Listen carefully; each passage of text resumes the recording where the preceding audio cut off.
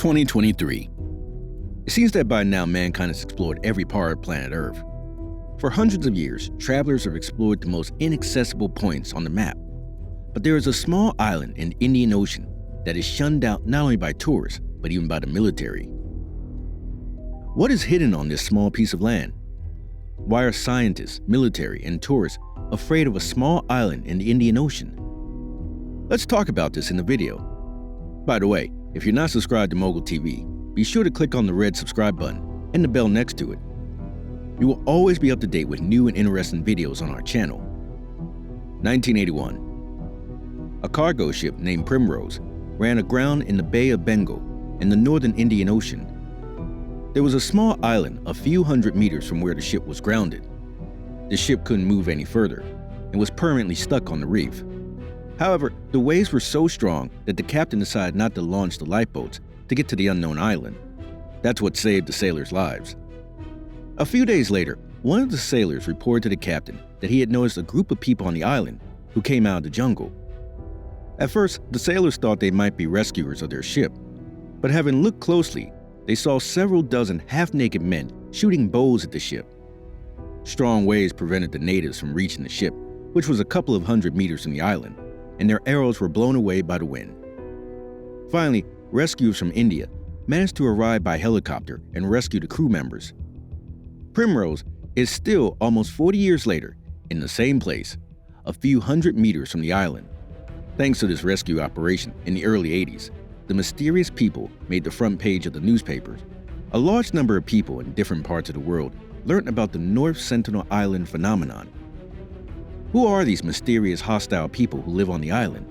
Why do even the Indian military avoid this island, although it officially belongs to India? So, the North Sentinel Island is almost entirely covered by rainforest, except for the coast. The jungle is home to several dozen or hundreds of natives. No one knows the exact number of its inhabitants. Over the past centuries, there have been several unsuccessful attempts to send expeditions to Sentinel Island to study the culture and life of the local people. But all these attempts were not very successful. At best, the expedition members were rescued. At worst, they were killed by the natives, who had been meeting strangers with bows and arrows for several hundred years. The most recent tragic incident occurred a couple of years ago. An American missionary, John Allen Chao, had reached the island illegally despite a current ban by Indian authorities. The young man hoped to make contact with the local population and convert them to Christianity. John was eventually killed by the locals. Researchers don't even know much about the Sentinel Island's population. There is not even accurate information about how many people live on the island. Some evidence suggests that there are 15 to 20 aboriginals living in the jungle today. Other reports put the number closer to 400. North Sentinel Island is part of the Andaman Archipelago in the Bay of Bengal. The Sentinelese are undoubtedly related to the population of the other islands of the archipelago. On other islands, natives have long been in contact with civilization and are well studied by anthropologists. The Sentinelese, on the other hand, have been isolated for so long that even the aboriginals from the nearest island do not understand the Sentinelese language. Scientists managed to establish contact with the inhabitants of the mysterious island only a few times. Thanks to this, we know at least something about the locals. The Sentinelese live in lean-to huts, near which there is always a fire, which is carefully maintained. The natives make canoes to catch fish and collect crabs. Besides, they hunt wild pigs and collect fruit. The main tools are a bow with arrow and knives, which are most likely made of iron that is nailed to the shore by the waves. The Sentinelese learn to use it for their needs. Why are they so hostile to outsiders? According to one version, it is all due to an incident that occurred in 1880. At that time, the island belonged to Great Britain. A group of military and scientists landed on the island. However, the locals managed to notice the approaching guests.